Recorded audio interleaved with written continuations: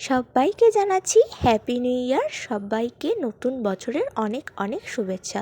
Hello everyone, welcome to my mini vlogs channel. সকালবেলা ঘুম থেকে উঠে এই পুচকুটাকে নিয়ে একটু খেলা করছিলাম, কোলে নিয়ে আদর করছিলাম। তো দেখছিলাম হ্যাপি নিউ ইয়ার বলাতে ও খুব খুশি হচ্ছিল। তো নতুন বছরে শুরু করছিলাম বাবা ভোলানাথের পুজো দিয়ে। সকাল সকাল স্নান করে চলে গেছিলাম আজকে বাবার পুজো দিতে। আমাদের এখানে দুটোই মন্দির আছে, একটা বড় মন্দির আর একটা ছোট মন্দির।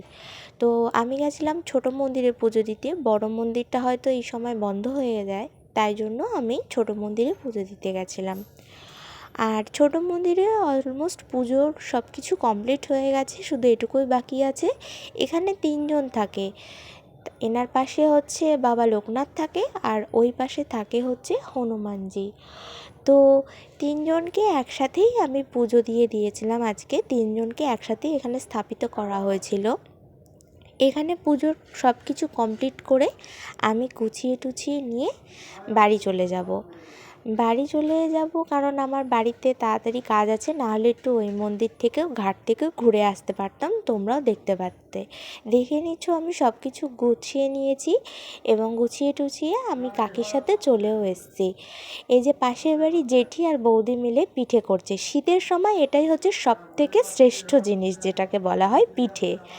আর ওরা হয়তো পুলি পিঠে করছে, এটা ভাজবে। তবে আমার সবথেকে দুধে ভেজা পিঠেটাই বেশি ভালো লাগে, পুলি পিঠের থেকে ওটাই বেশি ভালো লাগে। আর এটা তোমাদের দেখে কি মনে হচ্ছে? পুচকুগুলো সব এখানে খেলা করছে, দারুণ লাগছে না?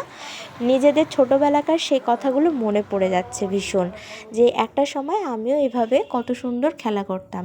আজকের ভিডিওটা এইটুকু। ভালো লাগলে লাইক কমেন্ট করে দিও। দেখা হচ্ছে নেক্সট ভিডিওতে।